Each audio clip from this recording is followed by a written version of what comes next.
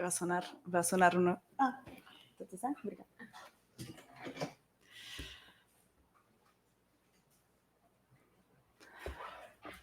Bom, bom dia a todos e todas e todos. É um prazer muito grande estar aqui com todo mundo hoje e com a Verônica Gago, que aceitou muito gentilmente o nosso convite. Eu estou falando em português, mas o idioma oficial é o portunhol nessa sessão. Ela vai falar em espanhol, mas daí eu acho que ela tem lugar de fala. Para a gente é uma alegria muito grande. A Verônica está aqui no Brasil, está com uma série de eventos, uma maratona, acabou de vir da Flip, teve ontem, né, o debate lá no Sesc, que também foi ultra potente. A gente hoje vai discutir, a gente pediu para ela falar do livro dela, que é esse, que está sendo vendido pela editora Elefante, que tem a venda do livro lá fora, e para quem quiser comprar, ou para quem já tiver o livro, a Verônica vai assinar, vai autografar o livro para quem quiser depois.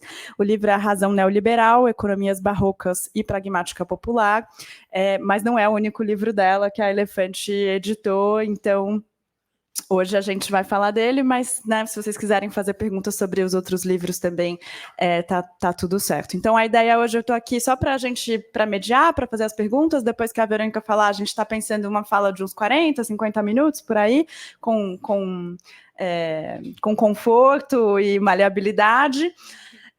Mas depois é só vocês levantarem a mão, que eu vou passar para vocês o microfone. É importante falar no microfone porque a gente está gravando. A gente tem feito seminários dessa maneira, que a gente não tem transmissão ao vivo, mas a gente, para ficar mais íntimo, para ficar mais, né, interessante a conversa, mas com gravação posterior no YouTube. Então, né, no final, quando vocês quiserem se levantar a mão, eu levo o microfone para vocês e a gente faz uma rodada com a Verônica. Como eu estava contando para a Verônica, a gente leu o seu livro aqui no âmbito do Núcleo Direito e Democracia. Tem mais gente que não é do Núcleo, é um evento aberto, mas então para a gente é uma alegria muito grande ter você aqui. E te lo paso a palavra. Muchas gracias. Muchísimas gracias Muchísimas gracias por la invitación, por esta bienvenida. La verdad que un placer estar acá en Brasil. Lo decíamos ayer en el evento, de que viniendo de Argentina con los resultados electorales, tener estos días acá, bueno, es muy importante también a nivel del intercambio. En relación al libro, lo primero que quería decir es que es un libro que en Argentina fue publicado en el 2014, es decir, que el año próximo van a cumplirse 10 años del libro y me parece que voy a quedar obligada, ¿no?, a pensar qué pasa en relación a todas estas hipótesis en el contexto argentino, ¿no?, actual, con el triunfo de la ultraderecha. Me parece que seguir, ¿no?, el trayecto, el percurso de muchas de estas hipótesis, que las seguí trabajando de todas maneras, me parece que hoy va a tomar una densidad particular para también entender lo que está pasando, cómo hemos llegado a esta situación, y en ese sentido me parece muy estratégico el intercambio también con ustedes en relación a, bueno, lo que ha pasado aquí con Bolsonaro, cómo lo han leído, qué sigue pasando en relación a la ultraderecha, ¿no?, y tratar de tener una lectura regional. Algunos puntos antes de meterme más en lo que quería plantear hoy, que tienen que ver con el libro. Yo hice esta investigación y esta escritura en un momento donde la discusión, al menos en Argentina, pero creo que no solo en Argentina, era hablar de post-neoliberalismo, ¿no? Entonces fue una especie de incomodidad que generó el libro, diciendo por qué hablar de la persistencia del neoliberalismo en un momento en que más bien estamos tratando de pensar qué sería un post-neoliberalismo. Entonces, una de las primeras intenciones del libro era discutir de qué estaba hecho ese post, ¿no? En qué sentido no era ni un anuncio de una transición ni una superación. Entonces, ¿qué tipo de temporalidad podemos pensar a nivel del neoliberalismo si no es transición ni superación? Ese era un primer problema, y lo cuento en esta coyuntura de un momento exitoso, podríamos decir, de el gobierno progresista en Argentina, ¿no? Entonces ahí había una clave de incomodidad de estas hipótesis. En el segundo punto que me interesaba señalar es, bueno, la secuencia que traté de trabajar, que era hacer énfasis en la crisis del año 2001 como una crisis empujada por movimientos sociales, por organizaciones que crecieron en esa crisis y que problematizaron lo que podemos llamar la legitimidad política del neoliberalismo, ¿no? Entonces, desde ahí, para mí, pensar los márgenes de posibilidad de los gobiernos progresistas tenía también la intención de referir permanentemente a esa apertura de posibilidades en vínculo a esa crisis pensada desde los movimientos sociales y no como unos gobiernos que vienen a clausurar la crisis y a clausurar la racionalidad de los movimientos sociales, poniéndose como una superación, ¿no?, de ese momento crítico. Esa era también otra cuestión que me interesaba, y esto llevaba al problema, y creo que sigue siendo un problema, de cuáles son los márgenes y las caracterizaciones que tenemos para pensar la intervención estatal en nuestros países, ¿no? Es decir, en ese momento en Argentina había un fuerte debate que estaba enmarcado en la idea de una recuperación del Estado y la recuperación de la posibilidad de intervención estatal. Y a mí me interesaba problematizar en qué sentido había una recuperación de las funciones soberanas del Estado, cómo esas funciones de soberanía se articulaban, ¿no?, con unas dinámicas que tenían que ver con una cierta articulación con el mercado global y con una cierta articulación con dinámicas de consumo popular, ¿no? Entreverar o intersectar esas dos dinámicas me parecía importante.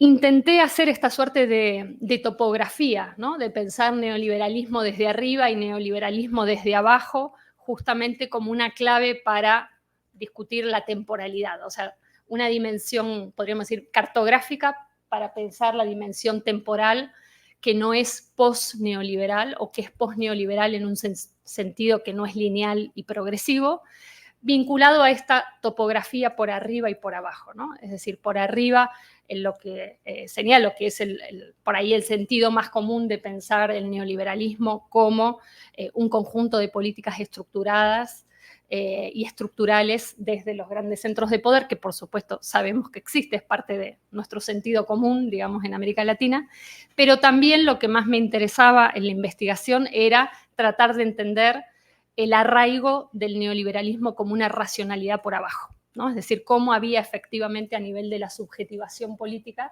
reorganizado las prácticas, los territorios, y básicamente yo intenté puntualizar en la noción de libertad, de cálculo y de obediencia, ¿no?, como claves para entrar a esto que trabajamos desde la subjetividad política, ¿no? Y bueno, libertad hoy es el eslogan de Milei, ¿no? Habrán visto, la libertad avanza, o sea que sigue siendo, sabemos, un concepto súper problemático, cómo ha sido efectivamente capturado y resemantizado por las ultraderechas y por las derechas en particular.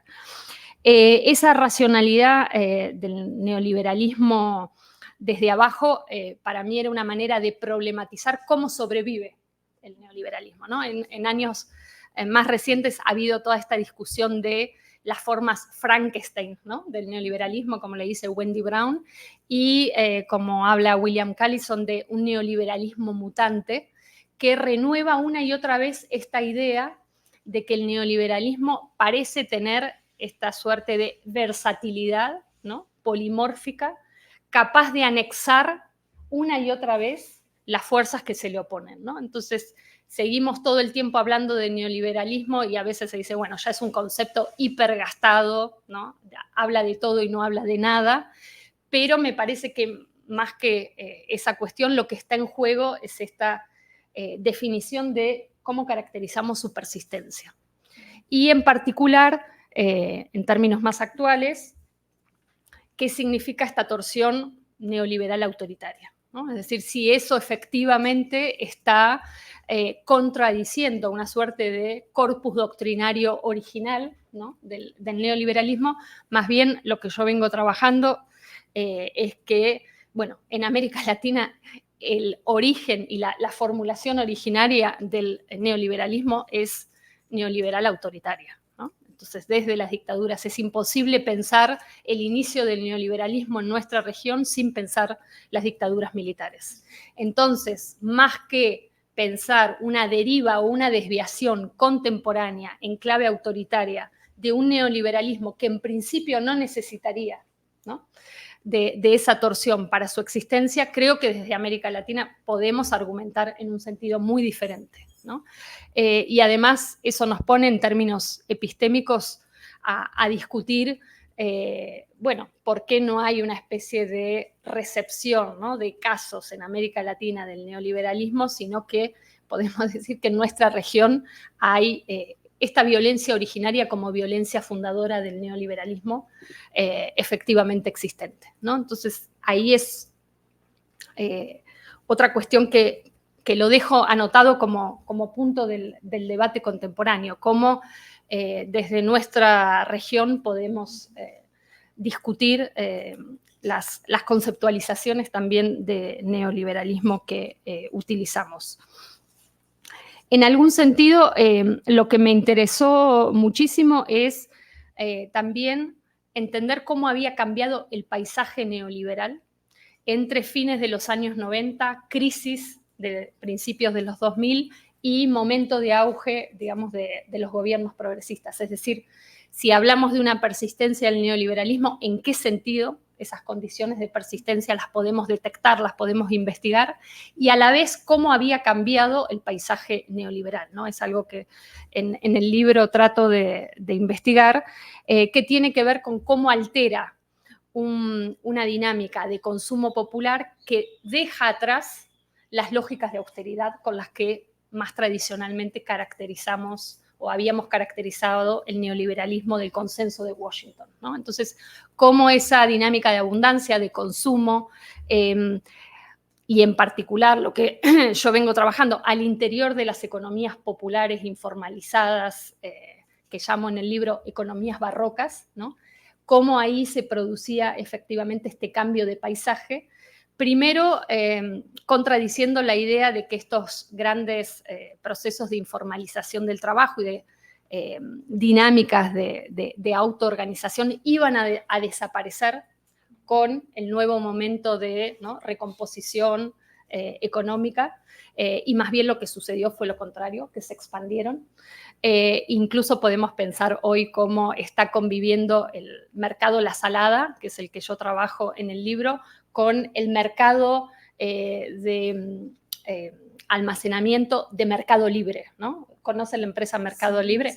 Bueno, que está a unos pocos kilómetros de La Salada, ¿no? Hoy sería esa cartografía que también se podría pensar si le agregamos la economía de plataformas, digamos, también para leerla en vínculo con estas economías informalizadas. Y una manera en que esta dinámica de cambio de paisaje para mí fue importante analizar era justamente una articulación bastante particular entre subsidios sociales dados por el Estado, que para mí había que leerlos como una manera de responder a una demanda anti-austeridad de los movimientos sociales, ¿no? Para mí era importante salirme de la interpretación de los movimientos sociales ahora están cooptados, ¿no? Esa lectura, ¿no? Pasivizante, si se puede decir la palabra, moralizante, ¿no? de los movimientos populares y de las organizaciones que reclamaban distintos tipos de subsidios. Para mí no había que leerlos en términos de cooptación, sino la manera en que el Estado metabolizó esa demanda anti-austeridad por parte de los movimientos sociales. Y que quedaba también la pregunta de qué iban a hacer esos movimientos y esas organizaciones en estas tramas de economía popular con esos recursos del Estado. Pero que básicamente había que entender esos recursos del Estado como una de las formas privilegiadas del intervencionismo del Estado, ¿no? Y a la vez, lo que yo fui investigando es cómo esos subsidios sociales se empezaron a articular con una bancarización compulsiva de los sectores populares, ¿no? Algo que, bueno, cuando yo empecé a trabajar no era tan evidente como hoy, 10 años después, es totalmente otra mutación del paisaje, podríamos decir, ¿no? Esa bancarización hiperconsolidada, hipercapilarizada, incluso hoy siendo el blanco de las nuevas políticas de la llamada inclusión financiera. Entonces, esa articulación entre subsidios sociales como una lectura en respuesta de las demandas antiausteridad del gobierno por parte de los movimientos sociales, una metabolización también de la crisis del trabajo asalariado, ¿no? Reconociendo incluso en el cambio de nombre de esos subsidios, que al principio eran subsidios al desempleo y después se convirtieron en subsidios para, bueno, formas cooperativas de organización del trabajo, produciéndose una especie de mixtura entre las formas de autogestión popular con esos subsidios estatales y a los que empezaba ahora a intervenir los bancos, ¿no? Directamente por medio de la bancarización.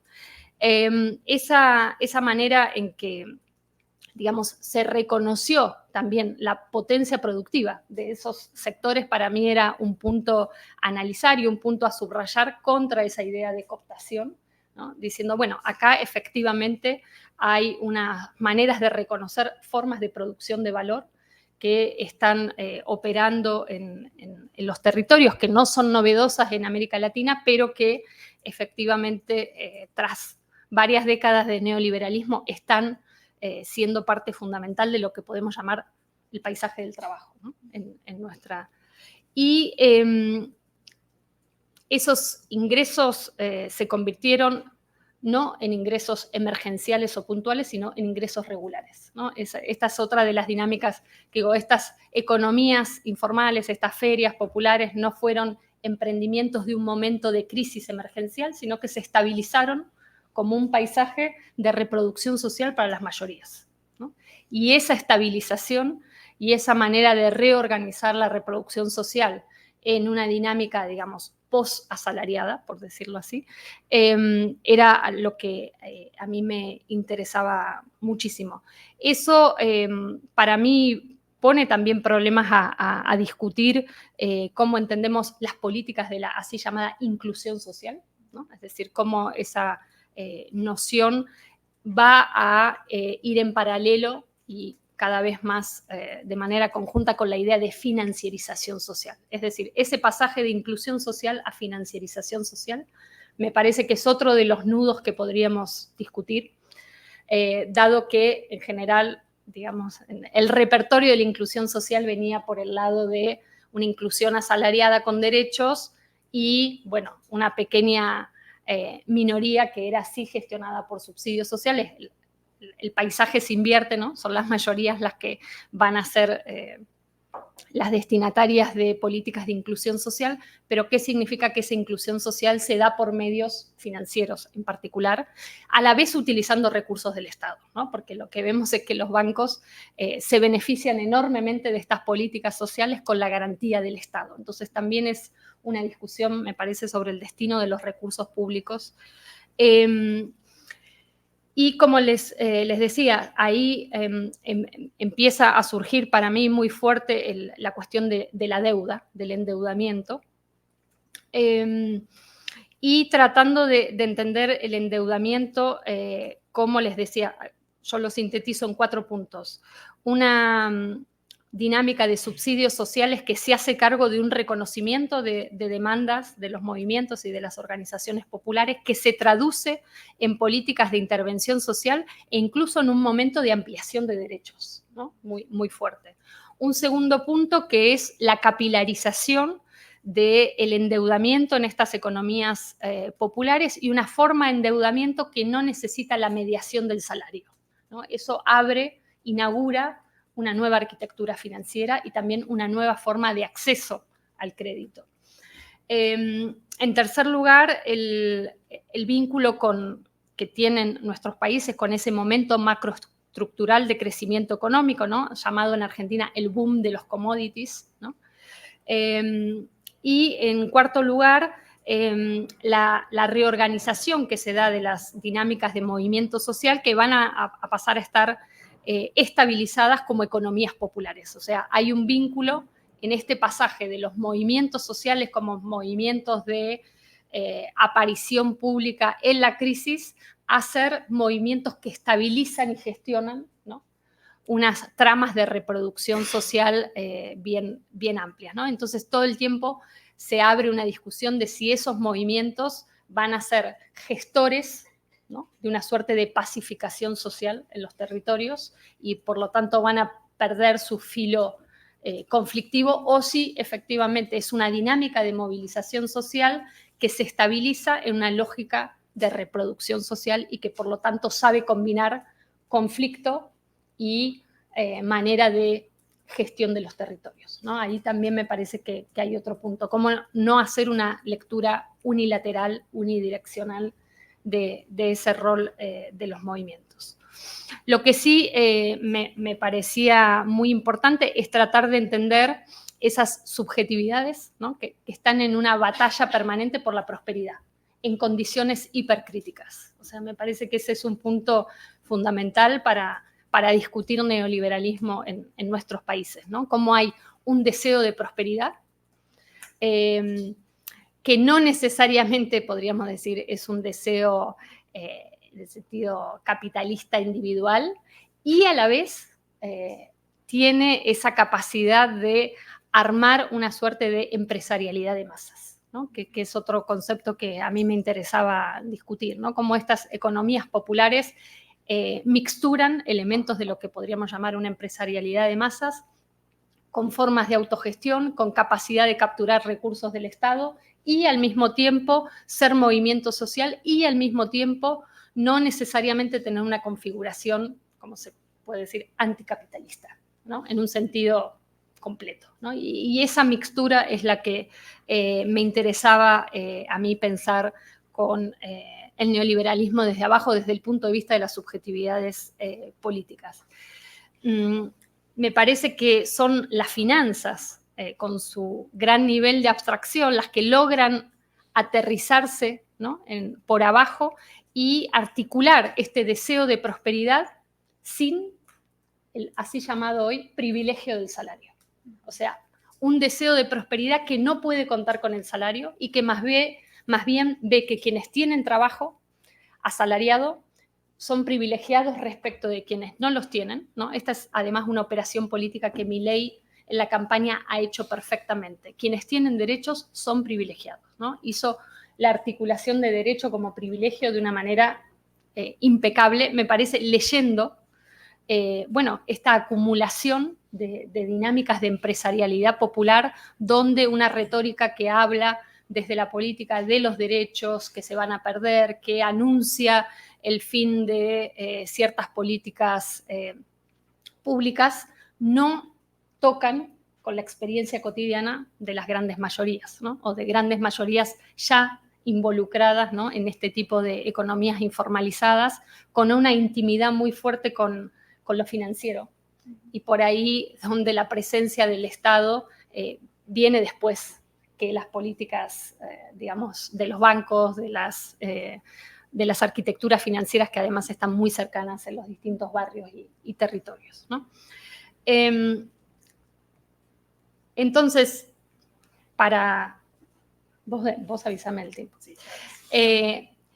Digo algunos puntos. Cómo pensar la relación entre revuelta social y gobierno progresista, para mí era una cuestión que, digo, hoy tendríamos que pensar las distintas secuencias, ¿no?, de revueltas sociales o procesos de movilización social. Hoy a mí la que me queda más cerca es también pensar proceso de movilización feminista en Argentina y gobierno de derecha actual, ¿no? Si tendríamos que renovar esta secuencia que yo estoy acá discutiendo en el libro, ¿no?, que eran las crisis del 2001 y ese tipo de movimientos y la apertura de una posibilidad de gobierno progresista, que después, me parece, se pone en juego con el triunfo de Mauricio Macri en el 2015, ¿no? Ahí tenemos el primer momento de derechización a nivel de propuesta de gobierno, la primera vez que en Argentina además hay un un partido político que no es el partido militar, que es capaz de programáticamente hacer una oferta electoral de derecha y que en el momento actual efectivamente parece que son los que van a volver a tomar el poder, ¿no? Es decir, que la alianza Macri-Milei es evidente, es lo que garantizó el triunfo. Entonces, ahí hay otro momento de quiebre que es el 2015, ¿no? La asunción de Macri. Un movimiento feminista que empieza a crecer y a desplegarse de manera paradojal en el mismo momento en que Argentina vuelve al Fondo Monetario Internacional. En el 2018, yo creo que este gobierno de Milei viene a concluir ese ciclo de nueva valorización financiera para la economía argentina, donde están los fondos de inversión como los protagonistas de este momento de valorización financiera. Pero digo, esa secuencia entre momentos de movilización, de protesta y traducción en gobierno progresista era una secuencia particular del libro que me interesaba.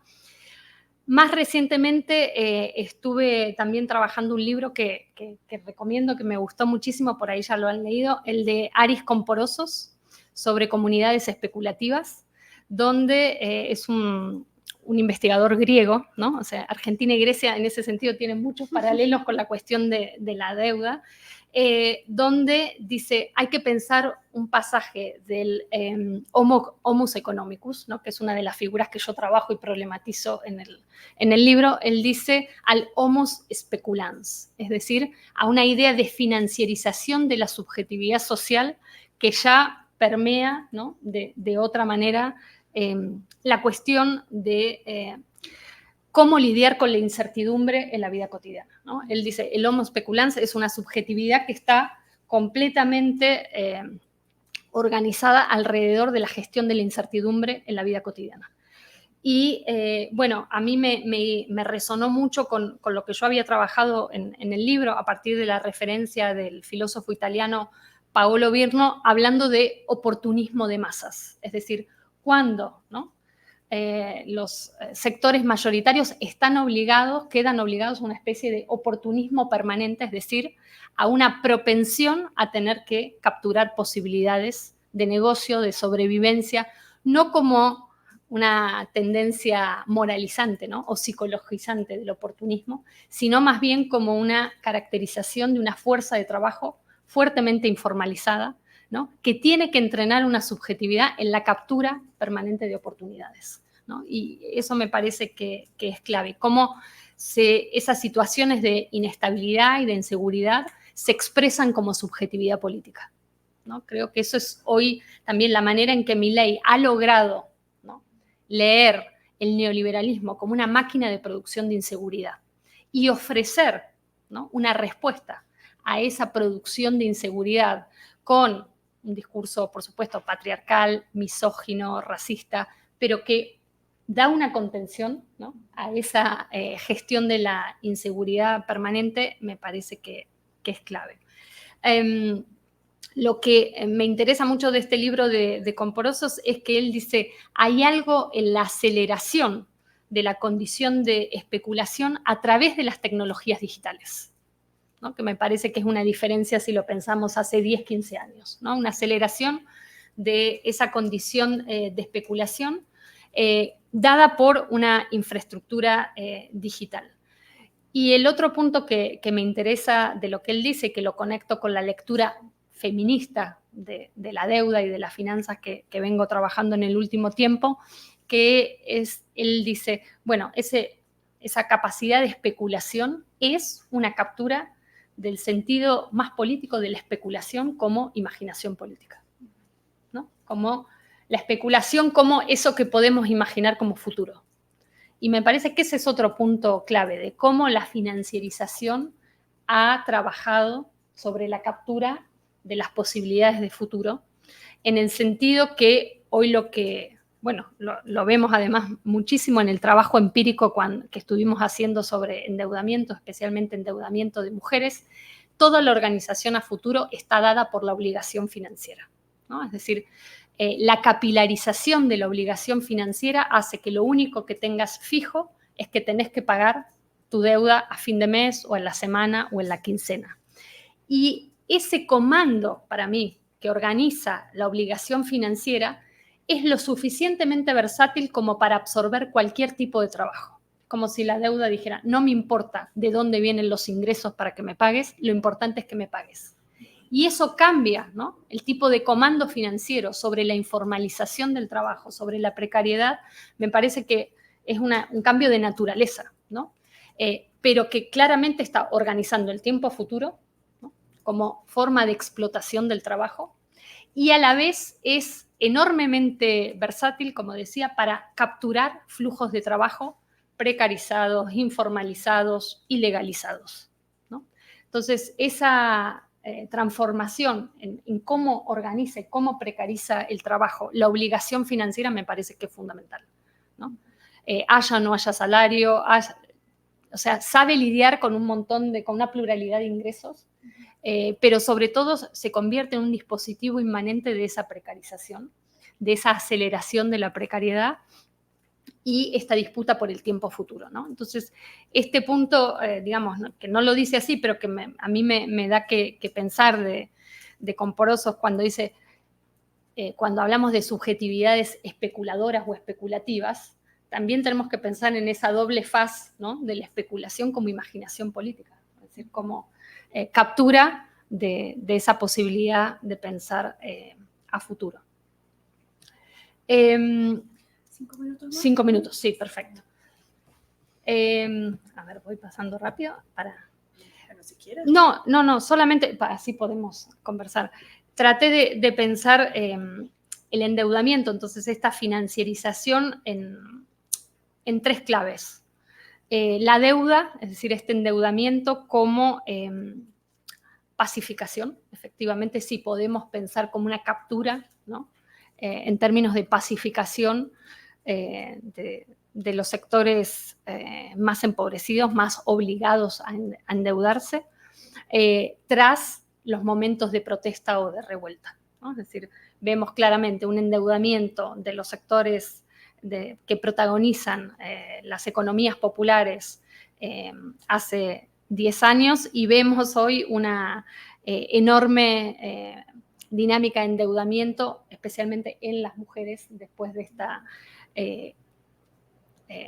dinámica de movilización social de los feminismos. Digo, ahí yo tomo una clave de Silvia Federici que me parece muy importante, que ella dice, hay que leer que siempre los procesos de financiarización vienen después de momentos de revuelta social. Si no tienen una lógica autónoma los procesos de financiarización. Hay que leerlos como procesos que intentan capturar una plusvalía política que generaron ciertos procesos sociales, ¿no? Ella dice, a nivel estructural, los procesos de descolonización de los países fueron seguidos de masivas dinámicas de endeudamiento de esos países. Dice, pero esa lógica que la podemos leer tanto a nivel macroestructural como microestructural, lo que revela es que la lógica misma de financiarización es intentar capturar una plusvalía política de ciertos procesos. Para mí esa es como una pista para tratar de pensar si efectivamente el endeudamiento tiene esa clave de pacificación. La segunda es cómo el endeudamiento nos permite entender nuevas formas de explotación del trabajo, ¿no? Lo que decía recién, tratar de leer cómo las finanzas, a través del endeudamiento, y hoy proliferado con billeteras virtuales, bueno, toda la digitalización de esa arquitectura financiera, cómo tienen la versatilidad suficiente de capturar y extraer valor de formas de trabajo que incluso muchas veces políticamente no son ni reconocidas como formas de trabajo, ¿no? Como si las finanzas estuviesen a la vanguardia del reconocimiento y de la explotación, pero todo lo que nos obliga a pensar, por ejemplo, la deuda como forma de explotación. O sea, yo aquí lo empecé a trabajar, la idea de tasa de interés como una manera de cuantificar efectivamente la diferencia de las tasas de interés según las clases sociales, ¿no?, que marca claramente una especie de índice de explotación completamente distinto que hacen las finanzas a la hora de endeudar, ¿no? Entonces, y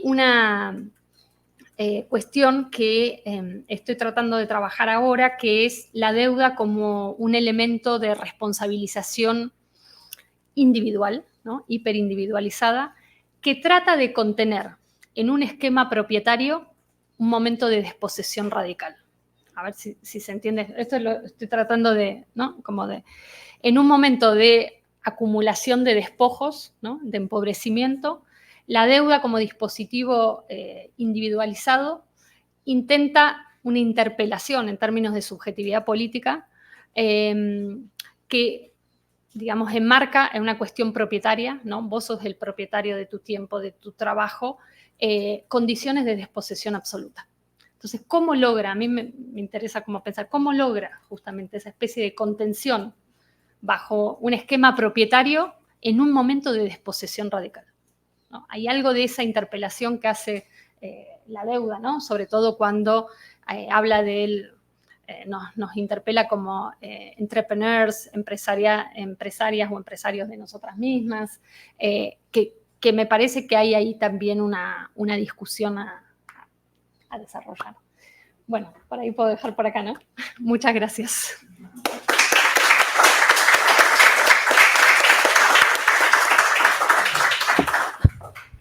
Muchísimas gracias a ti, Verónica. Y entonces ahora abrimos para las preguntas, comentarios, y ahora no sé por qué he cambiado para español, pero si quieren pueden hacer las preguntas en portugués o en español o en portuñol, todo está bien. Pero si quieren levantar las manos para que yo lleve el micrófono.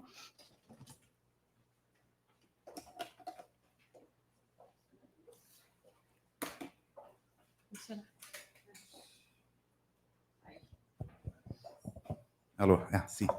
Gracias, Verónica, por el seminario. Yo tengo dos preguntas que creo que son más teóricas, porque están relacionadas con nuestra lectura del libro. En su libro investigas el neoliberalismo desde abajo, ¿no? Es muy importante. Pienso que es importante considerar la agencia de los sujetos sociales. Me gustaría de saber si es posible hacer una distinción entre el neoliberalismo y la crisis del neoliberalismo. ¿Y qué entiende por crisis del neoliberalismo? Pero es más específica la pregunta. ¿Cómo perciben esa crisis los afectados? ¿Cómo identificar la crisis a partir de estas prácticas sociales desde abajo, ¿no? La otra pregunta es sobre la posibilidad, está relacionada a esta también, pero la posibilidad de criticar el neoliberalismo al considerar la subjetivación política neoliberal. Entonces, ¿cómo distinguir entre momentos de, por ejemplo, subordinación y autonomía en estas prácticas sociales? ¿Cómo podemos identificar los momentos en que los sujetos luchan contra los efectos negativos del neoliberalismo? Pero yo gostaria de entender se é possível pensar em termos de crisis, por um lado, em termos de la percepção de la crisis, quando consideramos los afectados e consideramos la investigação sobre la subjetivação política del neoliberalismo. Se é possível. Vamos fazer uma rodada? Vocês foram se animando enquanto isso? Vou só pedir para vocês falarem o nome antes para que a Verônica consiga responder a vocês. Obrigada, professora, pelo seminário. Eu sou Daniela. Eu gosto muito do livro, eu acho muito interessante pensar o neoliberalismo de baixo para cima. Eu queria saber se você acha que esse neoliberalismo de baixo para cima pode ser pensado hoje também para o mundo, né? Para o norte global. Então, o que a gente vê aqui é notícias do futuro para eles, ou se tem alguma periferização do mundo, alguma coisa assim. E outra pergunta é sobre a mobilização política popular, tanto na época do livro quanto hoje, e o que você vê na Argentina, e se tem alguma ligação com o voto. Aí, uma questão mais eleitoral, sim, em quem eles estão votando, né? E queria comentar só duas coisas. Uma é como economias barrocas combinam muito com um conceito aqui no Brasil que a gente usa de viração. ¿Cómo es? Viração. Viração. Se virar. Sí. É muito parecido. Também de uma literatura dos anos 90, sobre moradores de rua, mas também sobre trabalhadores informais. Mesma coisa, se virar, ganhar o dia, trabalhar por dia, ganhar por trabalho, ou ganhar com subsídios do governo, se virar, né, para sobreviver. E também outra coisa, a centralidade da... ¿Qué significaría virar? Significaría arreglárselas. Ah, perfecto. Gracias. Graças. E outra coisa, a centralidade da dívida hoje no Brasil. A gente tem um programa que chama Desenrola, foi central assim nas discussões da eleição, para as pessoas não terem mais dívida. Então, estamos na mesma. Obrigada. Mais alguém? Depois a gente começar a rodada, a gente faz uma segunda rodada, mas...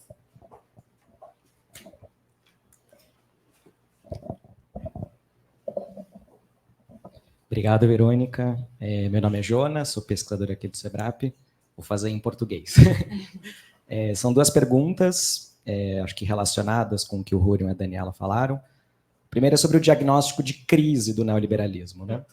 Esse diagnóstico ele é bastante central para um centro novo que a gente está criando aqui no SEBRAP, que se chama Centro para a Imaginação Crítica. Então, nossa principal preocupação é justamente imaginar criticamente esse futuro pós-neoliberal. Deixando muito claro que eu estou totalmente de acordo com a sua leitura de que ler os anos 2000 e início dos anos 2010, dos governos progressistas na América Latina como pós-neoliberais, como anti-neoliberais, aquilo era equivocado, aquilo estava inclusive mais numa chave de legitimação dos governos progressistas do que de uma análise crítica. Mas será que a gente está num momento diferente? Será que a partir de meados dos anos 2010 a gente não está vivendo de fato um período de transição? E aqui eu trago um pouco o diagnóstico da Nancy Fraser sobre crise de hegemonia do neoliberalismo, não do neoliberalismo na sua versão mais forte ou originária, da escola de Chicago, dos Chicago Boys, do Pinochet, etc., etc., que você já mencionou, mas do neoliberalismo progressista. E que talvez esse fosse o contexto histórico, inclusive, da ascensão da extrema-direita. Essa é uma virada de chave da Fraser para entender o Trump. Isso tem sido importante aqui para a gente, para entender o Bolsonaro, talvez seja importante para entender o Milei ou não. E, claro, dizer que a gente está vivendo um momento de transição significa que a gente não sabe para onde a gente vai. Né? O diagnóstico da Fraser é aberto, no sentido de que a gente pode, talvez, viver uma transição para um novo regime de acumulação capitalista, que vai reconstruir a sua legitimidade. Talvez a gente vá viver uma transição para algo pós-capitalista ou socialista, ou então, nenhuma das duas, a gente está diante de uma situação de colapso ou de apocalipse ambiental. Então, queria te ouvir um pouco se tem uma diferença entre o período 2000 a 2015, 16 e pós-16. E a segunda pergunta é sobre o conceito de racionalidade, ou de subjetividade, ou de subjetivação neoliberal. Queria te ouvir um pouco sobre quem são os autores e as abordagens e os quadros teóricos que são importantes para você. Evidentemente, Foucault tem uma centralidade, né? Você abre falando sobre ele, mas eu queria te ouvir um pouco sobre como você situa a singularidade da sua abordagem com relação a outras pessoas que estão se apropriando do Foucault, pensando Dardot Laval, Hartnegri, a Wendy Brown. O que singulariza, o que é singular da sua abordagem, quem são as fontes importantes para você construir a sua singularidade do conceito de subjetividade. Obrigado. Bueno, creo que ya está bien, ¿no? Bueno, muchas gracias por todas las preguntas. Son bien difíciles, bien importantes. Sobre la crisis y percepción de crisis, ese me parece que es un punto clave, porque cuando yo hablo en el libro de la crisis de la legitimidad política del neoliberalismo, es una crisis que surge de la percepción de los sujetos sociales movilizados, ¿no? Entonces, hay me parece, una producción colectiva de la percepción de la crisis. Y que además se traduce en lo que se llamó en ese momento estallido social, ¿no? La secuencia es, efectivamente, una acumulación de luchas, podríamos decir, en los años 90, protagonizadas, ¿no?, por un incremento del índice de desempleo que estalla en la crisis del 2001 y que le da el protagonismo de esa crisis a los movimientos de trabajadores desocupados y desocupadas, ¿no? Lo cual también es un shock para el movimiento sindical, por ejemplo. Y esa es una intersección entre movimiento sindical, movimiento de desocupados, que es la clave para entender la gremialización de las economías populares actualmente, es decir, su conformación como sindicalismo de las economías populares. Esa producción de la percepción de crisis tiene esa secuencia histórica, acumulación de los años 90 en términos de desocupación masiva y estallido de la crisis. Hoy una de las principales discusiones en Argentina es por qué no estalla la crisis. Es decir, respondiendo un poco a la pregunta que vos hacías, hoy podríamos decir, parecería no haber percepción de crisis. Cuando, si nos vamos a ver los números objetivos de la crisis, hay muchos indicadores que incluso son hoy peores que en el 2001. Sin embargo, lo que hoy no hay es desocupación. Más bien lo que hoy hay es sobreocupación. Y de hecho, mirando los números de esa sobreocupación, si vemos después del periodo de pandemia, después de los 2 años de pandemia, la recomposición de los índices de empleo está fuertemente generalizada. Es decir, las que más ingresaron al mercado de trabajo después de la pandemia son las mujeres. Y lo hicieron en las peores condiciones de trabajo. Entonces, cuando la pregunta política, que está desde hace tiempo en Argentina, tenemos un 140% de inflación anual, es decir, que la devaluación del trabajo y de los ingresos es brutal, es de una violencia cotidiana enorme. Y sin embargo, lo que se dice es, esto parece una crisis que no estalla. Entonces, hay, bueno, distintas discusiones de cuál sería la figura que se puede hacer como una especie de contrapunto con el estallido, que refiere a una cierta percepción colectiva de la crisis. Y, bueno, hay dos sociólogos, Leandro Bartolota, Ignacio Gago, y yo también vengo trabajando un poco en la imagen de la implosión, como contrapunto a la explosión o al estallido, que es otra percepción de la crisis y es otra gramática y es otra espacialidad de la crisis. Y a mí me parece que han sido en eso muy importantes los debates feministas para decir hay algo de la crisis que está implosionando al interior de los hogares y de los territorios, de los barrios, de las comunidades, como violencia en los vínculos, como violencia articulada por las economías ilegalizadas, en particular por el narco, como violencia que se articula con cierta financiarización de la reproducción social, que es un tipo de crisis que no está percibida colectivamente como crisis política, ¿no? Entonces, ahí en esta secuencia que ustedes están marcando, me parece que es fundamental de que no siempre tenemos colectivamente la misma percepción de crisis. Las formas de la crisis no se expresan en términos políticos de la misma manera, y este contrapunto entre estallido e implosión como formas de organizar la percepción colectiva de la crisis y las espacialidades de la crisis me parece que es clave, ¿no? Y es como la pregunta del millón hoy en Argentina. Inflación récord. Más bien estamos en el borde de una crisis hiperinflacionaria. Tenemos una crisis en el abastecimiento de alimentos en muchos sectores. Hay una crisis de sobreocupación. Ese otro punto me parece que es clave. ¿Por qué?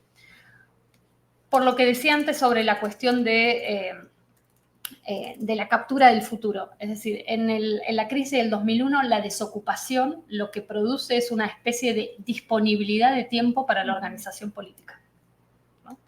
Más allá de, al principio, metabolizar la depresión masculina, ¿no?, de quienes quedaban desocupados, y que eso se tradujo en una organización territorial con un fuerte protagonismo de mujeres, aun si no estaba en ese momento enunciado o narrado como un protagonismo feminista, pero sí claramente de mujeres, ¿no?, que también politizaron esa depresión de los varones desocupados, ¿no?, y que eso se organizó en términos de movimiento político.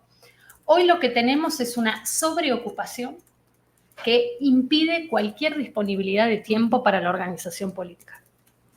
¿No? Me parece que hay algo ahí también de la captura del tiempo para la reproducción social, pero con jornadas de trabajo que no terminan nunca, ¿no?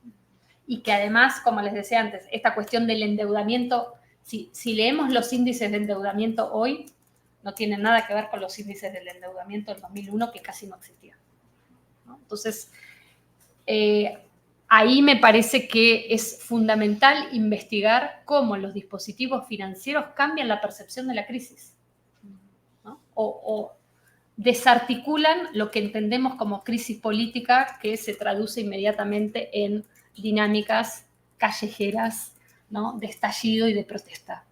Hoy las formas y las percepciones de las crisis me parece que toman otra dinámica política, otra forma, y por eso es clave esto que ustedes dicen, ¿no? Cómo ir secuenciando y cómo va mutando esa percepción de la crisis. Para tener en cuenta esto que vos decías, ¿no? ¿Quiénes son les afectados de la crisis? ¿Y cómo viven esa afectación? En términos, hoy lo podríamos decir, de sobrecarga de empleo, ¿no? De estallido a nivel de la reproducción social que se responde con más carga de trabajo, ¿no? Hoy lo que se está pensando es cómo encuentro más trabajo, no cómo me organizo para, bueno, en términos como se hizo en el 2000-2001, de un movimiento político que proteste a partir de la desocupación, pero también porque hay una especie de sedimentación de esos movimientos políticos de los 2000 que hoy son parte de una gestión de la reproducción social, ¿no? Es decir, no es que esos movimientos desaparecieron, sino que hoy están sedimentados en otras formas políticas. Entonces, eso también me parece importante. ¿Cuáles serían hoy las formas de organización que expresen otra percepción de la crisis? ¿No? Y respecto del segundo punto que marcabas, cómo identificar los momentos de autonomía, ¿no? Y los momentos de subordinación cuando esos momentos parecen estar, bueno, como superponiéndose uno con otros de manera casi indistinguible. ¿Cómo marcar la distinción, ¿no? Ahí yo creo que en el último tiempo, por parte de las organizaciones feministas, han puntualizado muy bien en la cuestión de la violencia económica, ¿no? Como un problema que destruye la posibilidad de autonomía en términos de reproducción social. Y todas las formas que se problematizan hoy de qué significaría una reapropiación de riqueza colectiva para la reproducción social, ¿no? Creo que en eso el movimiento feminista es el que más viene diciendo, bueno, necesitamos subsidio de vivienda, necesitamos infraestructura pública de cuidado, necesitamos formas de soberanía alimentaria, ¿no? Como también trayendo hilos y genealogías de otros movimientos, pero creo que hoy una de las formulaciones más interesantes viene por el lado de reclamar autonomía para la reproducción social, lo cual es a lo que le hace la guerra a la inflación, básicamente, ¿no? La inflación es como una guerra contra la posibilidad de la reproducción social. Entonces, creo que ese es un punto clave. Respecto de lo que preguntaba Daniela de la periferización del mundo, me parece que es muy interesante como hipótesis, ¿no? Y que quienes vienen trabajando, por ejemplo, migración, ¿no? Movimientos migratorios vienen un poco trabajando en esta idea de, bueno, cuáles son los sures en el norte global y cómo impactan esos sures en las metrópolis. Pero también pensando hasta qué punto la dinámica de precariedad es una dinámica generalizada, ¿no? Ahí yo creo que siempre estamos en una tensión con nociones como la de precarización, que son conceptos un poco atrapatodo, ¿no? Y que a veces se pierde esa distinción entre norte-sur bajo una idea de, hay una lógica global de precarización y eso hoy explicaría más que la distinción norte-sur. Ahí yo tengo más dudas, pero sí me parece que es muy sugerente pensar esa idea de periferización del mundo como proponés, ¿no? O un poco en la clave como lo hace Achille Mbembe, ¿no? Con el devenir negro del mundo, que es un poco también en esa clave lo que me parece que él plantea. Respecto de la traducción política en el voto, es el gran debate hoy en Argentina, ¿no? Es decir, efectivamente, los sectores más informalizados, los trabajadores y las trabajadoras de delivery, son los que votaron a Milei, ¿no? Es un poco la tesis más generalizada, ¿no? O la tesis la podríamos resumir así. Una intensidad como la actual de la precariedad es la principal fuerza antidemocrática, ¿no? Es un poco lo que me parece que podríamos resumir como discusión. La producción permanente de inseguridad a nivel de la vida cotidiana, que se expresa como precariedad, es la fuerza antidemocrática que hoy hace que, bueno, los trabajadores y las trabajadoras más precarizadas voten opciones de ultraderecha. Creo que eso es el marco general, que después nos tenemos que poner más en profundidad o más en detalle a pensar cómo se operativiza esa gran hipótesis que podemos estar de acuerdo, pero que me parece que requiere un trabajo empírico también más fino, ¿no? Bueno, mucho se viene discutiendo en Argentina, bueno, son estos trabajadores y estas trabajadoras las que no tienen una idea de derechos a perder, ¿no? Porque ya no tienen derechos, entonces su subjetivación política no se siente interpelada por el miedo a perder derechos, ¿no? Ese es uno de los debates que hoy están. Pero también me parece que hay otro lado de la argumentación que es, hay un voto rechazo al estado actual de cosas. O sea, hay una percepción de la crisis y del hartazgo con la situación actual que se expresa también o es canalizada en esos votos. O sea, que no es solo, podríamos decir, una identificación, digamos, con las propuestas fascistas, sino que también es un voto de rechazo a el estado paupérrimo de la situación actual. Entonces, ¿por qué no leer también ahí un voto que efectivamente está expresando un deseo de cambio? Solo que la canalización de ese deseo de cambio la logran representar, bueno, las propuestas fascistas, ¿no?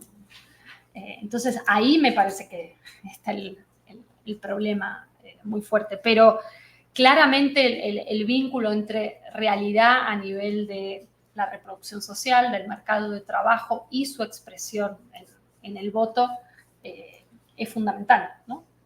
Para no caer en la cuestión de la irracionalidad de los sectores populares o la otra hipótesis que también fue muy fuerte, me parece, en distintos países de América Latina en 2015-2016, es la derechización de la sociedad, así como, ¿no?, hipótesis general, o también, como se decía desde algunos ex gobernantes, el desagradecimiento de los sectores populares hacia las políticas de inclusión social, ¿no? Fueron las dos hipótesis que en su momento circularon, ¿no?, para explicar el primer ciclo de gobiernos de derecha de nuestra región, digo, ¿no? Eran un poco esas dos lecturas. Bueno, creo que tenemos que ir más allá de esas lecturas. Nos suena completamente. Y la relación entre economías barrocas, este concepto que tengo que virazao, que tomar, y deuda, para mí es clave, ¿no? Porque es esto que trataba de señalar antes, cómo esas economías barrocas gestionan un deseo de prosperidad. Y las finanzas logran adherirse muy bien a viabilizar ese deseo de prosperidad. En condiciones horribles, ¿no? Porque con tasas de interés que son tremendas, con condiciones de repago que muchas veces incluyen violencia, pero sí son un dispositivo de viabilización de ese deseo de prosperidad, especialmente para sectores no asalariados o que no logran contar con un salario de modo regular y permanente. No significa que no estén asalariados por momentos, ¿no? Pero esa asociación entre deseo de prosperidad y financiarización hace que la deuda en ciertos momentos aparezca como una herramienta de solución en la emergencia, ¿no? Necesito solucionar esto, la única manera es tomar deuda, ¿no? Entonces, es viabilización de ese deseo de prosperidad y herramienta de solución en momentos de emergencia.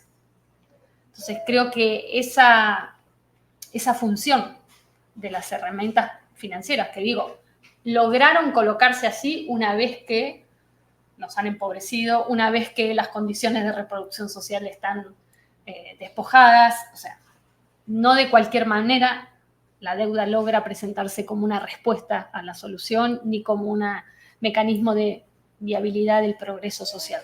Pero hoy son los recursos con los que cuenta buena parte de la población, ¿no? Que no abandona ese deseo de prosperidad. Y que no es interpelado por mucha narrativa de la víctima a ser asistida por parte de ciertas políticas públicas, ¿no? Ese también me parece que es otro debate que también viene desde hace varios años, ¿no? ¿Por qué la retórica política de las finanzas y del emprendedorismo conecta más con una tradición de autogestión que la de una narrativa política que interpela en términos de pobres, víctimas, a ser reparadas, a ser subsidiadas, ¿no? Ese es otro punto. Y respecto de las preguntas sobre los diagnósticos de crisis, está un poco conectado, ¿no? a lo primero que respondía. A mí lo de Nancy Fraser, de neoliberalismo progresista, me genera un poco de incomodidad porque siento que culpabiliza un poco a los movimientos sociales y en particular a los movimientos feministas y de la disidencia sexual, ¿no? Como volvemos a la discusión de distribución o reconocimiento, de alguna manera, ¿no? El debate de los 90, como si finalmente los movimientos sociales se quedaran tranquilos con una política del reconocimiento, ¿no? Y entonces puede convivir perfectamente los derechos LGBTQ+, con políticas de despojo neoliberal. No me parece que sea la misma situación en América Latina. O sea, siento que los movimientos sociales y feministas y queer en nuestra región todo el tiempo están poniendo en discusión condiciones de empleo, condiciones de vivienda, incluso, no me animo a decirlo en Estados Unidos, pero no sé hasta qué punto, cuando habla el movimiento negro, no está no solo demandando reconocimiento, sino está hablando de por qué fue la población que más sufrió la crisis de las hipotecas en el 2008, ¿no? Entonces, hay algo de ese concepto de neoliberalismo progresista que, si bien me parece súper útil para entender, bueno, las formas de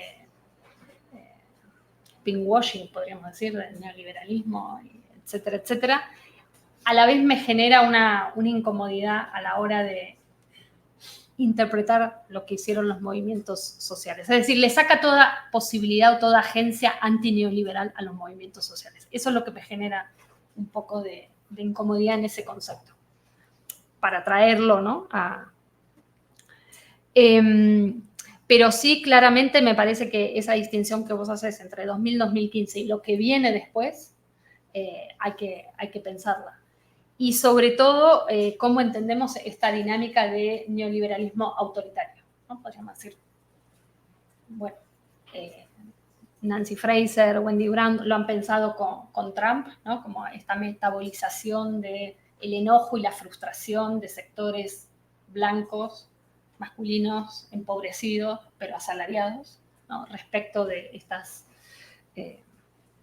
nuevas dinámicas de trabajo y también de movimientos especialmente feministas.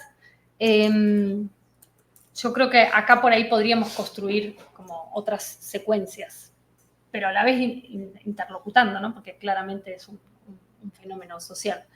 Pero creo que nos toca, bueno, ustedes ya lo han hecho con gobierno de Bolsonaro, ¿no? Pensar ese primer ciclo de gobiernos de derecha en nuestra región y pensar lo que viene ahora como casi un segundo ciclo de gobiernos de ultraderecha, ¿no? Se pensó un poco tímidamente, me parece, en la segunda ola progresista. Okay. Me parece que fue algo que quedó un poco débil como argumentación. Y respecto de decir yo la singularidad de mi trabajo, es difícil. Hay que tener mucha autoestima para eso. Pero estamos prontas, ¿no? Puede venir con la autoestima, está muy bien. Pero sí, bueno, yo digo una frase polémica en el libro que es, desde América Latina tenemos que completar a Foucault, no alcanza con aplicar a Foucault, ¿no? Porque sí, me parece que Dardot y Laval o ese tipo de perspectivas son las grandes teorizaciones que hacen casos, ¿no? O aplicación de casos para América Latina y en particular Chile, Argentina, ¿no? Y después con Bolsonaro, como ellos han analizado, pero siempre son casos que no alteran el marco conceptual, ¿no? Me da esa sensación. Y a mí lo que me interesaba, como les decía al principio, era tratar de tomar en serio de que el neoliberalismo empezó acá, en nuestra región, ¿no? Y que ahí están todas las condiciones originarias de lo que entendemos por neoliberalismo. En vez de decir, bueno, hay un corpus originario, es una provocación también, ¿no? Como teórica, política. Pero sí me parece que hay una dinámica de la subjetivación política de grandes mayorías que deben batallar por sus condiciones de sobrevivencia, que nos obligan a pensar de un modo distinto cómo es el arraigo del neoliberalismo en nuestra región. Me parece que eso da ciertas condiciones y bueno, trato de seguir esa pista, sí, porque creo que nuestros países son los que le dan esa singularidad, podemos decirlo así. Bueno, ¿tenemos más preguntas?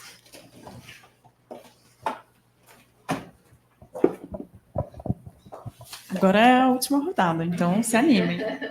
Obrigada. Hola, Verónica. Bueno, soy Mariana, nos conocimos ayer.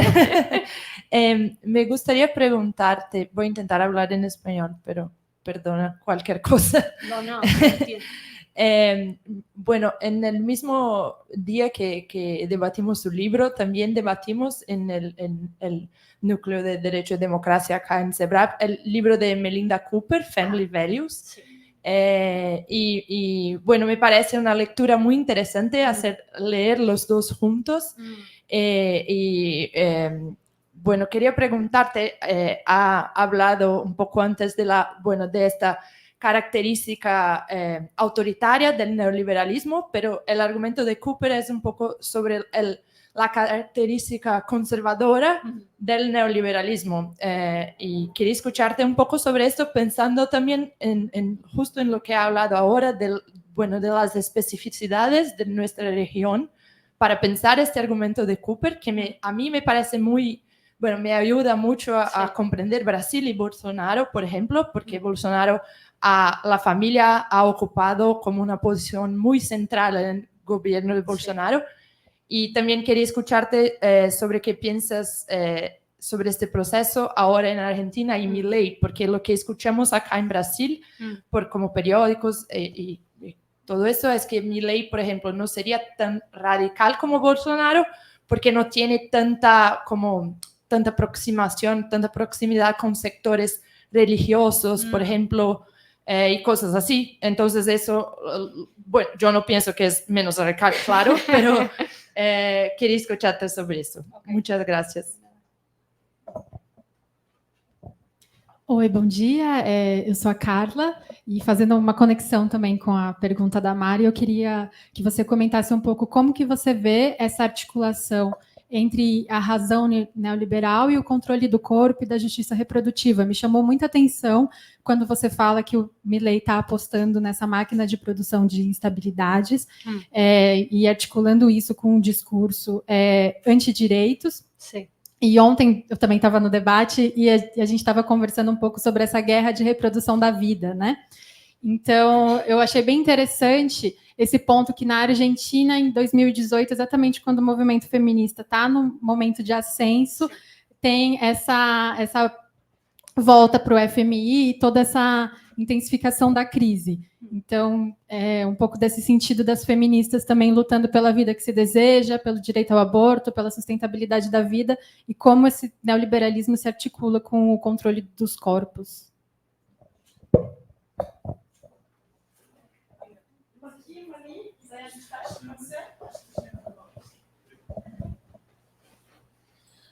Meu nome é Daniel.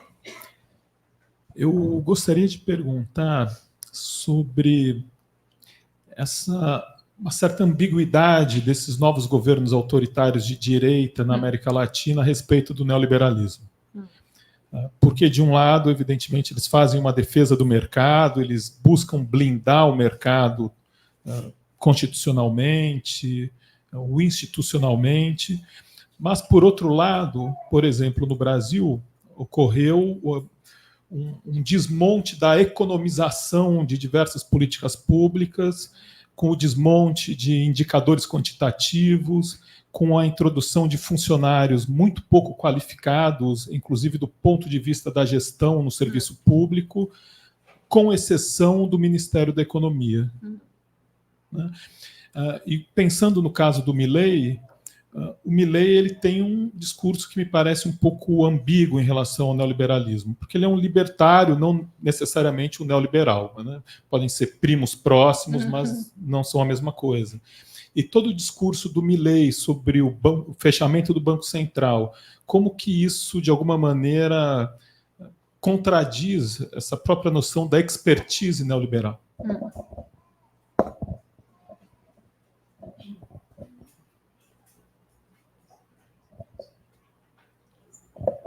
Olá, Verônica, me chamo Camila, eu vou tentar em portunhol, vale?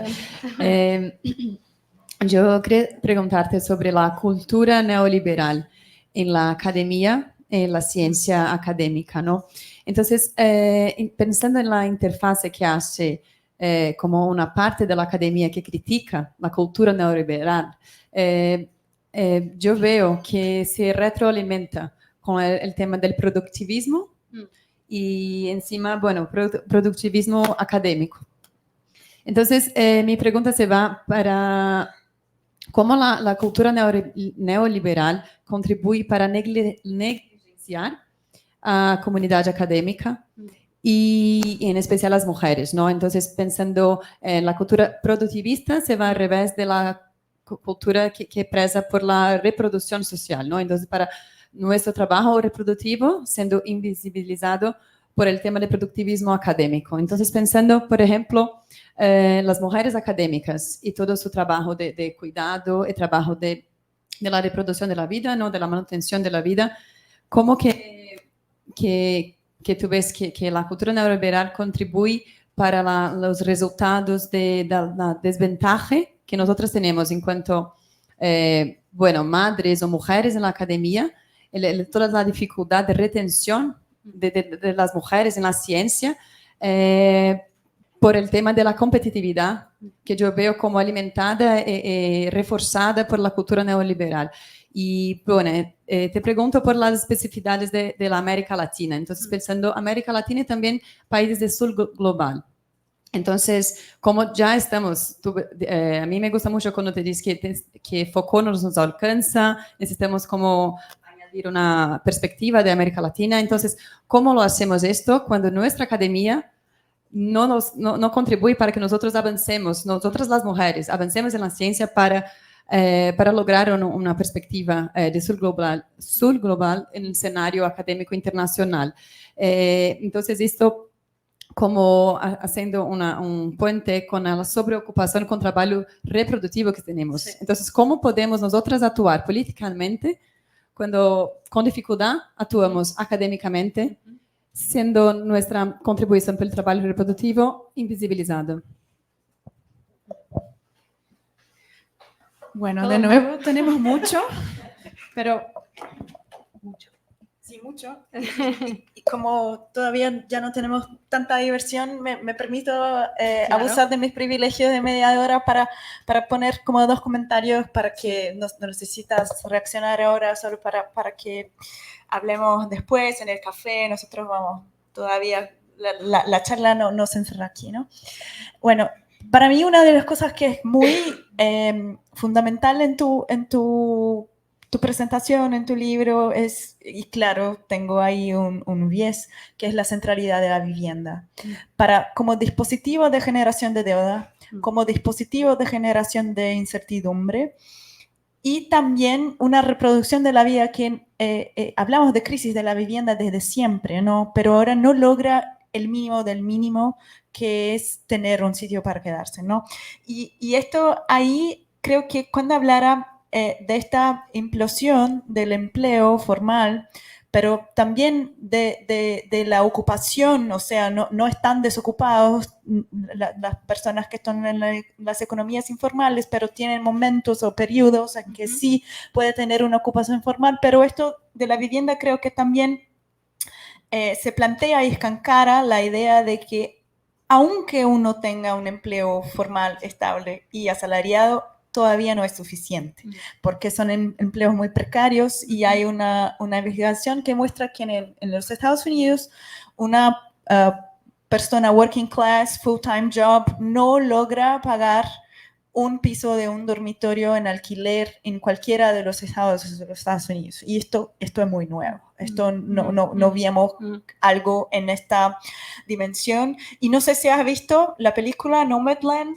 ¿Has visto? Sí. Y creo que ahí hay una cosa que es muy específica de esto de una llave de leer esto como libertad y como estilo de vida y la precarización del empleo vía Amazon y ahora estamos hablando de especulación inmobiliaria en los sitios de camping y que tener un empleo no es ser homeless, no significa que no tenés un empleo en los Estados Unidos. Aquí creo que es muy diferente, creo que en Argentina también ahora entonces todo esto me está como en mis agendas de investigación.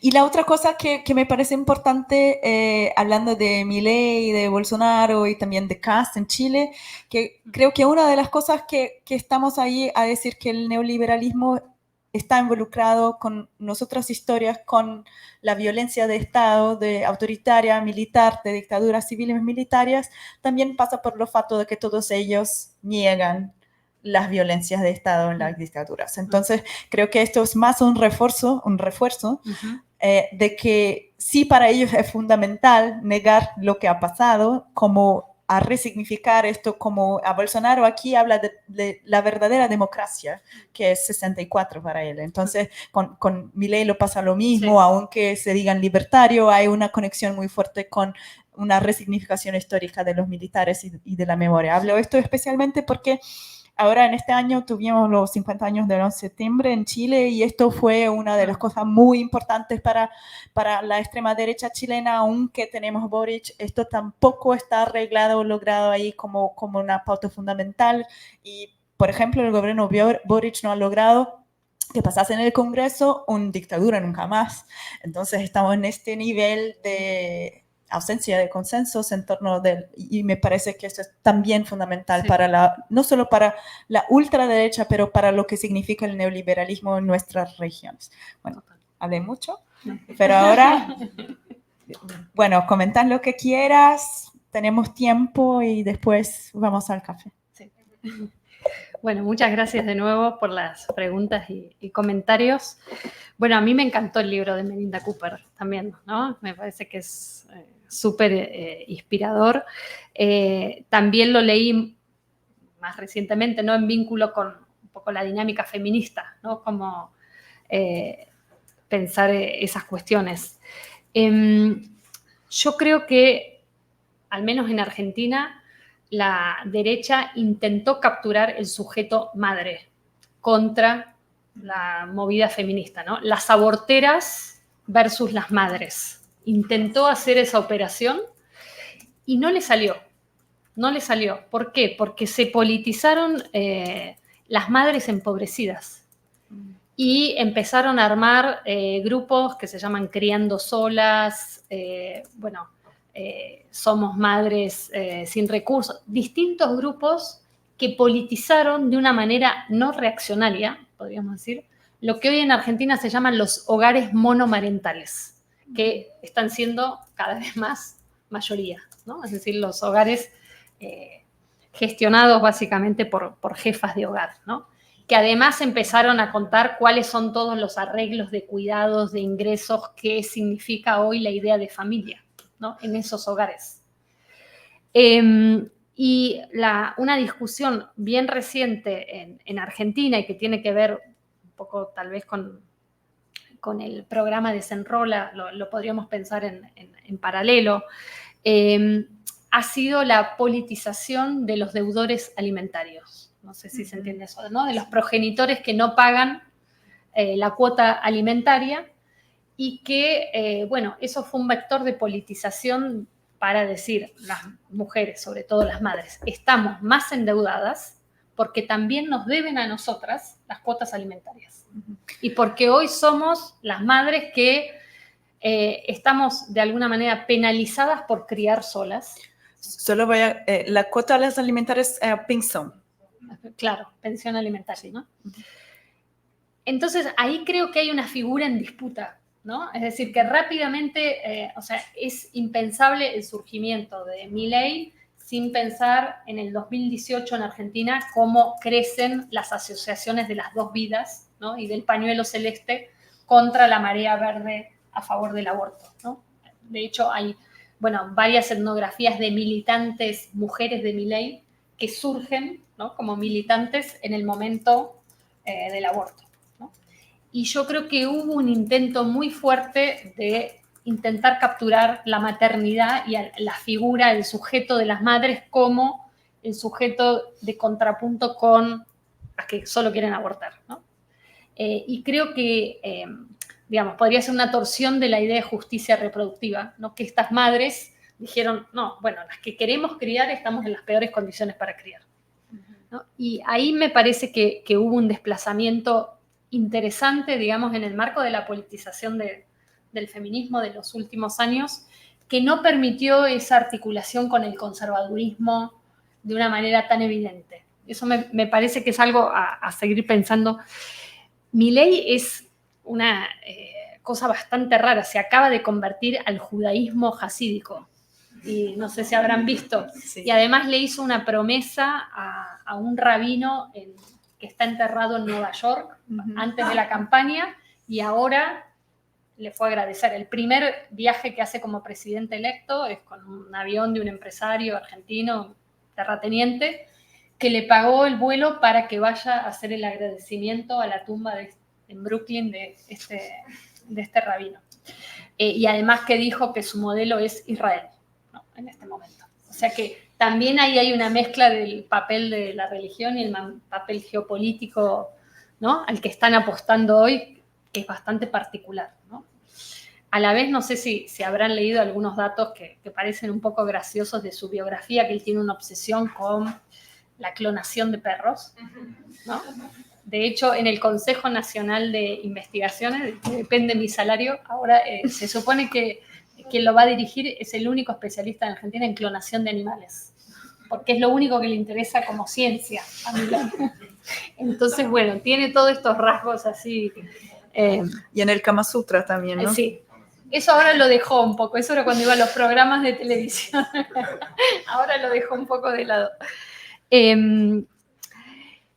Entonces, no tenemos por ahí la presencia, ¿no?, evangélica que existe acá, pero sí me parece que hay que investigar esta cuestión de la clave religiosa, cómo se está conformando. Y sí me parece que hay una torsión que no es directamente la de conservadora en el sentido familiarista, que eso está mucho más claro, por ejemplo, en Macri, Mauricio Macri, que sí es la clásica familia oligárquica argentina, etc. Milei es un personaje mucho más extraño en ese sentido. Pero ahí también, insisto, me parece interesante cómo el sujeto madre se ha politizado de una manera bastante inesperada, ¿no? En estas trayectorias que están más o menos determinadas de neoliberalismo conservador. Y eso es algo a seguir, me parece, investigando. Lo que decías vos, Carla, de la cuestión antiderechos, ha sido el caballito de la campaña, ¿no? Es decir, cuando una mujer está embarazada, dice Milei, ya hay un contrato. Entonces, no puede haber derecho al aborto porque es la ruptura de un contrato. O sea, lo explica en esos términos para tratar de no contradecir su idea ultraliberal del individualismo posesivo, digámoslo así, ¿no? Pero claramente hay una cuestión con antiaborto. Dijeron que van a llamar a un referéndum. En principio no sería posible institucionalmente, pero eso fue como uno de los argumentos de campaña, y por supuesto eso tiene efectos a nivel de la legitimidad social y a nivel de, sobre todo, de quienes en la salud pública están encargados y encargadas de garantizar el aborto, ¿no? A nivel de recursos, etc. Entonces, esos efectos yo creo que ya los vamos a ver muy rápidamente. Tiene una obsesión con la cuestión del feminismo, él y varias de las referentes de su fuerza política. Con esto que decía de la cuota alimentaria, uno de los proyectos que presentó una de sus diputadas es desresponsabilizar a los padres cuando se enteran de que una mujer está embarazada de su pareja o compañera, se pueden desresponsabilizar legalmente de la paternidad. Como una respuesta también a esta cuestión de la cuota alimentaria y de la politización de la maternidad. O sea, hay que ver cómo los trayectos que va tomando estas formas conservadoras, ¿no? Es una mujer de la Libertad Avanza, de su partido, que presenta un proyecto, o dice que va a presentar un proyecto en diputados para la desresponsabilización parental. Entonces, creo que esas son también las cuestiones que hay que ir leyendo, que se leen en reacción a qué se va politizando en cada uno de nuestros países. Respecto a lo que decías, Daniel, sí, yo creo que él tiene una especie de sui generis, ¿no? De anarcocapitalismo, le llama, libertario, bueno, plagia páginas de distintos autores que admira. Su eje fue la destrucción del Banco Central y, de hecho, lo que primero decía era una bomba, ahora dice que lo va a cerrar, se va moderando, pero básicamente identificó el Banco Central como la fuente de emisión monetaria y de inflación, ¿no? Esa es su teoría económica. Ahora, a quien acaban de nombrar como ministro de Economía es un funcionario de Mauricio Macri, que fue el responsable de la toma de deuda del FMI. O sea que, más allá de sus discursos de campaña, de sus propagandas ideológicas en términos de tradiciones económicas, yo creo que finalmente lo que toma el poder es el mismo tipo de política neoliberal del macrismo, ¿no? En esa clave. Digo, esto a mí me parece que ha sido una cosa más para la tribuna de la campaña, ¿no? Sobre todo explotando esta idea de libertad, que eso se traduzca programáticamente en términos de política de gobierno según esa ideología económica. No me parece que vaya por ese lado. Más bien ya se está retractando de la dolarización y ya se está retractando del cierre del Banco Central, o sea que me parece que le va a ceder esas políticas, a los neoliberales más vinculados al macrismo. Muy difícil lo de la academia.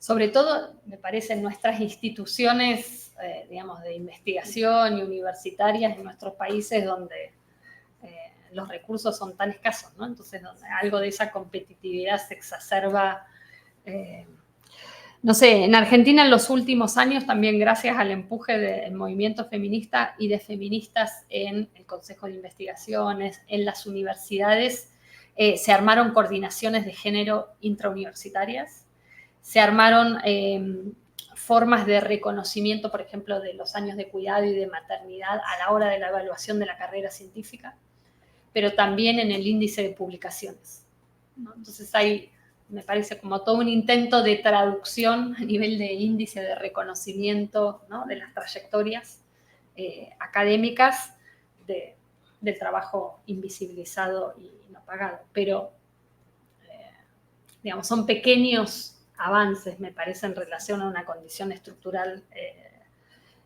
muy difícil de esta sobreocupación, ¿no?, de la que hablaba antes, que también afecta, por supuesto, a la vida de docentes e investigadoras. No sé qué más decir respecto de eso. Está muy...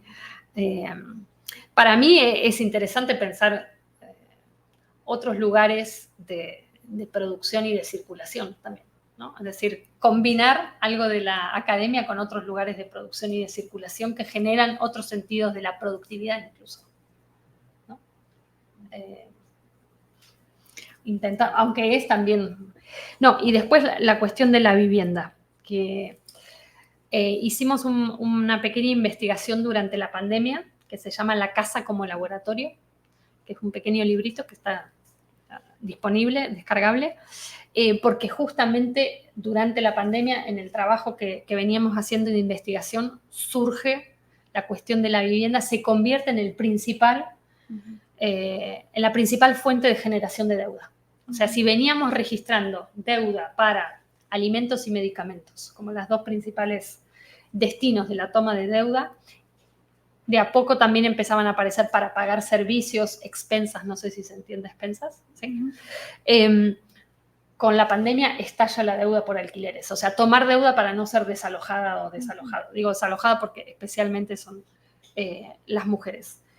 Entonces empezamos a ver y a discutir y a tratar de sistematizar cómo en el espacio doméstico, en la casa, a la vez principal lugar de estas jornadas intensivas de trabajo de cuidado durante la pandemia, la explotación por la deuda se incrementaba por la inseguridad de la vivienda, ¿no? Entonces, cómo eso iba armando un engranaje que eran, las mujeres fueron las que más rápidamente quedaron sin ingresos porque debieron atender responsabilidades de cuidado durante la pandemia. Y eso directamente las conectó con mayor deuda. Y eso se vinculó a un incremento de la especulación inmobiliaria que además, claramente en un sesgo conservador patriarcal, un abuso de los dueños hacia las mujeres con hijos, ¿no?, a la hora de renovar los contratos. Y esto se da en un marco muy particular de una coyuntura argentina, que es que se aprueba durante la pandemia la ley de alquileres, que es la primera ley que regula la vivienda después de la dictadura militar. Y eso se hace gracias al trabajo político enorme del Sindicato de Inquilinos e Inquilinas, se llama Inquilinos Agrupados, que es también una federación a nivel nacional. Y es increíble porque aun si por decreto presidencial estaban prohibidos los desalojos, obviamente había miles de desalojos, hubo miles de tomas de tierras, hubo muchas tomas de tierras que además están protagonizadas por mujeres que por primera vez enunciaban que tomaban tierra para huir de situaciones de violencia de género. Uh-huh. Si bien antes podrían haber sucedido por eso, no eran narradas de esa manera. Uh-huh. Y en medio de esa crisis, el Sindicato de Inquilinos logra la ley, que es lo primero que dice mi ley que va a derogar, ¿no? Ahora dice que es una de las primeras cosas que va a derogar. Y el mercado de inmobiliario es fundamental, y esto para mí jugó un rol importantísimo en la campaña electoral, porque, primero se cobran en dólares los alquileres, están anunciados en las vidrieras de las inmobiliarias en dólares. Entonces, cuando Milei hablaba de dolarización, y que mucha gente decía, no, eso es un delirio, eso no existe, eso, era la experiencia cotidiana de la gente inquilina, que efectivamente trabajaba ya en su vida cotidiana con la percepción del dólar como la única medida válida a la hora de asegurar vivienda. Entonces, había algo en que el discurso de la dolarización de Milei funcionaba como una especie de pasaje al acto de sinceramiento de una realidad que era experimentada por quienes son inquilinos e inquilinas. Entonces, ahí para mí hubo algo fuertísimo. Inquilinos Agrupados tiene muchos datos de cómo cambió la población inquilina entre el 2001 y la actual, que me parece que es otro de los datos para hacer este contrapunto en la percepción de la crisis, ¿no? Lo que vos estabas diciendo de la inseguridad de la vivienda, que es clave. Y por último, para terminar, la cuestión de la resignificación de la dictadura. Ahora en Argentina el gran debate es que el 10 de diciembre se cumplen 40 años de la recuperación democrática, ¿no?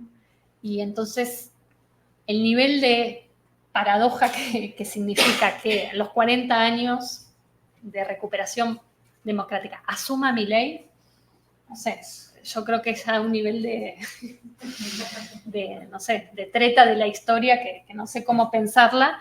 Ustedes saben que la vicepresidenta de Milei es una negacionista, es una abogada que viene militando por la impunidad de los genocidas, y que era algo que con la historia y la trayectoria de las organizaciones de derechos humanos en Argentina, los juicios, etcétera, se pensaba que era un consenso más o menos establecido, ¿no? Y entonces ahora la ruptura de ese consenso también es un nivel de shock, me parece, de este resultado electoral. Que no sé hasta qué punto, como se dice, después eso haya sido efectivamente un punto que quienes votaban a Milei lo estaban votando afirmativamente por ese contenido pro dictadura. No, es difícil de medir eso, pero sí que eso fue parte de la campaña, sin dudas, ¿no? Así que ahí estamos también, me parece, mucha conversación con compañeras y compañeros de Chile para pensar esa especie de paradoja de grandes movilizaciones y ¿no? dinámicas de cambio que producen como este efecto paradójico, una tendencia en cierta opinión social y en cierta expresión a nivel de los votos de relegitimación del momento de la dictadura, que era impensable hace unos años, ¿no? Eso. Bueno, muchísimas gracias.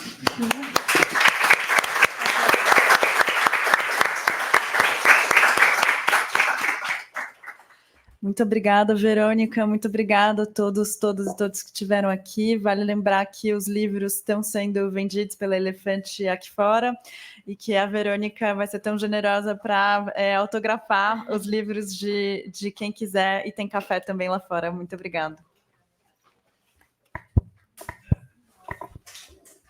Otro café, ¿no? Por favor. No. Bueno, ahora les quiero preguntar un poco más a ustedes. Porque hay muchos puntos que... ¿Tienes todavía almuerzo? ¿Quieres venir o tienes algo? A las 2 tengo que